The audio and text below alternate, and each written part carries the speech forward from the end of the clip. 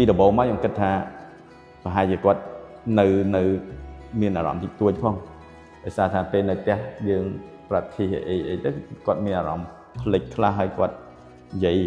អៀនអីប៉ុន្តែដល់ពេលឲ្យគាត់ឡើងទៅគាត់មានអារម្មណ៍ភាពជឿជាក់លើខ្លួនឯងរហូតក៏ទទួលបាន top score ទាំង5របស់ថ្នាក់ទៀតជាងយើងជាខ្ញុំនាមខ្ញុំជាឪពុកម្ដាយមានជាសប្បាយរីករាយ First, Kasdag. I've went to Kasdag because of their fresh seafood food, and the best part is when I'm fishing. បាទខ្ញុំបាទឈ្មោះហៃចន្ទរាជាឪពុករបស់ហៃកុលវឌ្ឍនីមូលហេតុដែលខ្ញុំបានឲ្យកូនមកសិក្សានៅសាលា Go Talk នេះដោយសារថាពីដំបូងយើងសង្កេតឃើញកូនថាកូនមានភាពរៀងអៀនខ្មាស់បន្តិចហើយអញ្ចឹងទៅនៅពេលដែលទំនាក់ទំនងជាសាធារណៈវិធីនៃការនិយាយរបស់គាត់ក្នុងកម្រិតមួយថាមានការនិយាយទៅវាសំឡេងតិចហើយទៅដូចមានការអៀនច្រើនអីច្រើនអញ្ចឹងទៅហើយក៏បានគ្រួសាររបស់ខ្ញុំគាត់បានឃើញនៅ Go Talk ក្មេងៗដែលបានឡើងធ្វើ presentation អីចឹងចាប់អារម្មណ៍ថាវា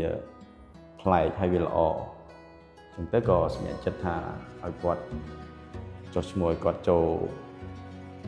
នៅសាលា Go Talk នេះក្នុងរយៈពេល5សប្តាហ៍នេះជាលទ្ធផលយើងសង្កេតឃើញថាគាត់មានភាពក្លាហានទោះបីជាថាมันជាក្លាហាន 100% ប៉ុន្តែអ្វីដែល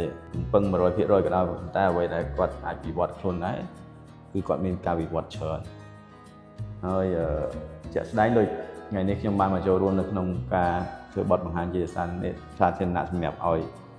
អាណាព្យាបាលទាំងអស់ក៏ដូចជាសិស្សរួមថ្នាក់ទាំងអស់យើងសង្កេតឃើញថាការធ្វើបទបង្ហាញរបស់គាត់ពីដំបូងមកខ្ញុំគិតថាប្រហែលជាគាត់នៅមានអារម្មណ៍តិចតួចផងដោយសារថាពេលនៅផ្ទះយើងប្រតិអីទៅគាត់មានអារម្មណ៍ភ្លេចខ្លះហើយគាត់និយាយអៀនអីប៉ុន្តែដល់ពេលឲ្យគាត់ឡើងទៅគាត់មានអារម្មណ៍ភាពជឿជាក់លើខ្លួនឯងរហូតក៏ទទួលបាន top score ទាំង5របស់ថ្នាក់ទៀតជាងយើងជាខ្ញុំនាមខ្ញុំជាឪពុកម្ដាយមានជាសប្បាយរីករាយជាចុងក្រោយមានពាក្យជូនពរនិងលើកទឹកចិត្តដល់កូនខិតខំបន្ថែមហើយក៏អរគុណដល់ខាងសាលាក៏ដូចជាteacher ទាំងអស់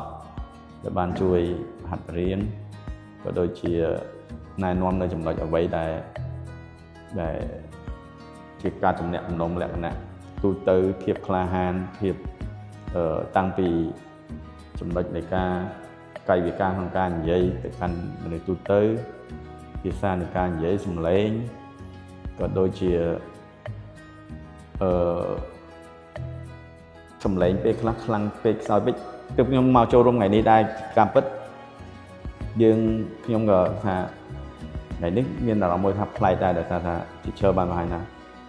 ការនិយាយទាំងអស់វាមាន10ចំណុចសម្រាប់ឲ្យក្មេងៗតាំងពីការផ្ដោតអារម្មណ៍ទៅលើភ្នែកកាយវិការភាសានៃការនិយាយសំឡេងឡាក់ខ្ញុំគិតថាល្អសម្រាប់ពួកក្មេងៗ